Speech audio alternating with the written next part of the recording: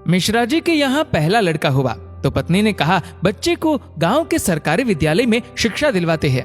मैं सोच रही हूँ कि सरकारी विद्यालय में शिक्षा देकर उसे अच्छा नागरिक बनाऊंगी। मिश्रा जी ने पत्नी से कहा, अच्छा नागरिक बनाकर इसे भूखा मारना है क्या? मैं इसे बड़ा अफसर बनाऊंगा ताकि जिंदगी में कामयाब बने। मिश्रा जी सरकारी बैंक में मैनेजर के पद पर थे। पत्नी धार्मिक थी और इच्छा थी कि बेटा संस्कारी बने, लेकिन मिश्रा जी नहीं माने। दूसरा लड़का हुआ। पत्नी ने जिद की। मिश्रा जी इस बार भी ना माने। तीसरा लड़का हुआ। पत्नी ने फिर जिद की, लेकिन मिश्रा जी एक ही रट लगाते रहे, कहां से खाएगा, कैसे गुजारा करेगा, और इस बार भी नहीं माने। चौथा लड़का हुआ। इस बार पत्नी की जिद के आगे मिश्रा जी हार गए। अंततः उन्होंने उसे सरकारी विद्यालय में शिक्षा दीक्षा दिलवाने के लिए भेज ही दिया। अब धीरे धीरे समय का चक्र घुमा। अब वो दिन आ गया जब बच्चे अपने पैरों पे मजबूती से खड़े हो गए। पहले तीनों लड़कों ने मेहनत करके सरकारी नौकरियां हासिल कर ली। पहला डॉक्टर, दूसरा बैंक मैनेजर, तीसरा एक गवर्नमेंट कंपनी में ऑफिसर के पद पर जॉब करने लगा। एक दिन की बात है, मिश्रा जी पत्नी से बोले, अरे भाग्यवान, देखा मेरे तीनों होनहार बेटे सरकारी पदों पे लग गए ना, अच्छी कमाई भी कर रहे हैं। तीनों की जिंदगी तो अब सेट हो गई, कोई चिंता नहीं रहेगी अब इन तीनों को। लेकिन अफसोस, मेरा सबसे छोटा बेटा संस्कारी बनकर पास ही के विद्यालय में नौकरी कर गांव में ही खेती को संभाल रहा है।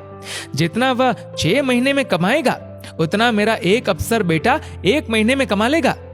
अरे भाग्यवान, तुमने अपनी मर्जी करवाकर बड़ी गलती की। तुम्हें भी आज इस पर पश्चाताप होता होगा, मुझे मालूम है, लेकिन तुम बोलती नहीं हो। पत्नी ने कहा, हम में से कोई एक गलत है और इस बात का दूध पानी का पानी हो जाना चाहिए। चलो अब हम परीक्षा ले लेते हैं चारों की, कौन गलत है कौन सही पता चल जाएगा। दूसरे दिन शाम के वक्त पत्नी बाल बिखरा अपनी साड़ी का पल्लू फाड़कर और चेहरे पर 1-2 नाखून के निशान मारकर आंगन में बैठ गई और पतिदेव को अंदर कमरे में छिपा दिया। बड़ा बेटा आया, पूछा, मम्मी क्या हुआ? जवाब दिया, तुम्हारे पापा ने मारा है। पहला बेटा बोला, बुढ़ा सठिया गया है क्या? कहाँ है, बुलाओ। मम्मी ने कहा, वो घर पर नहीं है, बाहर गए हैं। पहला बेटा बोला, आए तो मुझे बुला लेना, मैं कमरे में हूँ, मेरा खाना निकाल दो, मुझे भूख लगी है। ये कहकर कमरे में चला गया। दूसरा बेटा आया, पूछा तो मम्मी ने वही जवाब दिया। दूसरा बेटा बोला, क्या पगला गए हैं इस बुढ़ापे में? उनसे कहना चुपचाप अपनी बची कुची जिंदगी गुजार ले। आए तो मुझे बुला लेना, और मैं खाना खाकर आया हूँ, सोना है मुझे। अगर आए तो मुझे अभी मत जगाना, सुबह खबर लेता हूँ उनकी। ये कहकर वो भी अपने कमरे में चला गया। तीसरा बेटा आया। वजह पता चलते ही वो तो आग बबूला हो गया। इस बुढ़ापे में अपनी औलादों के हाथ से जूते खाने वाले काम कर रहे हैं। इस बेटे ने तो मर्यादा की सारी हदें पार कर दी। ये कहकर अपने कमरे में चला गया। मिश्रा जी अंदर बैठे बैठे सारी बातें सुन रहे थे। ऐसा लग रहा था कि जैसे उनके पैरों के नीचे से जमीन खिसक गई हो और उनके आंसू नहीं रुक रहे थे। किस तरह इन बच्चों के लिए दिन रात मेहनत करके इन्हें पाला पोसा, बड़ा आदमी बनाया, जिनकी तमाम गलतियों को मैंने नजरअंदाज करके आगे बढ़ाया, और ये ऐसा बर्ताव अब तो बर्दाश्त ही नहीं हो रहा।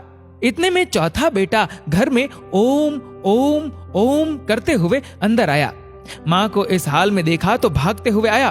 पूछा तो माँ ने अब गंदे गंदे शब्दों में अपने पति को बुरा भला कहा। तो चौथे बेटे ने माँ का हाथ पकड़कर समझाया कि माँ, आप पिताश्री की अर्धांगिनी हो, वो आपके बिना अधूरे है।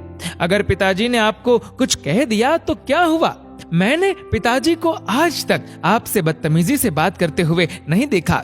वो आपसे हमेशा प्रेम से बातें करते हैं। जिन्होंने इतनी सारी खुशियां दी, आज नाराजगी से पेश आए तो क्या हुआ? हो सकता है आज उनको किसी बात को लेकर चिंता रही हो ना हो माँ, आपसे कहीं गलती जरूर हुई होगी।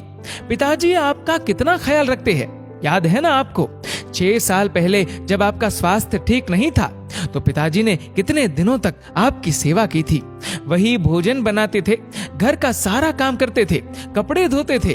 तब आपने फोन करके मुझे सूचना दी थी कि मैं संसार की सबसे भाग्यशाली औरत हूँ। तुम्हारे पिताजी मेरा बहुत ख्याल रखते हैं।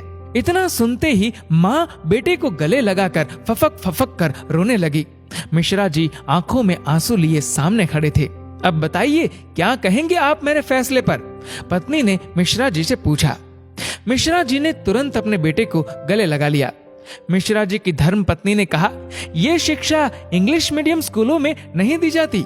ये शिक्षा तो परिवार के व्यवहार व संस्कारों से मिलती है। अब मिश्रा जी को एहसास हुआ, जिन बच्चों पर लाखों खर्च करके डिग्रियां दिलाई वे सब तो नकली निकले। जीवन का अंतिम समय कैसे व्यतीत होगा, इसका फैसला आपका धन नहीं बल्कि आपके द्वारा किए गए व्यवहार और दिए हुए संस्कार तय करेंगे। दोस्तों, इस वीडियो को लेकर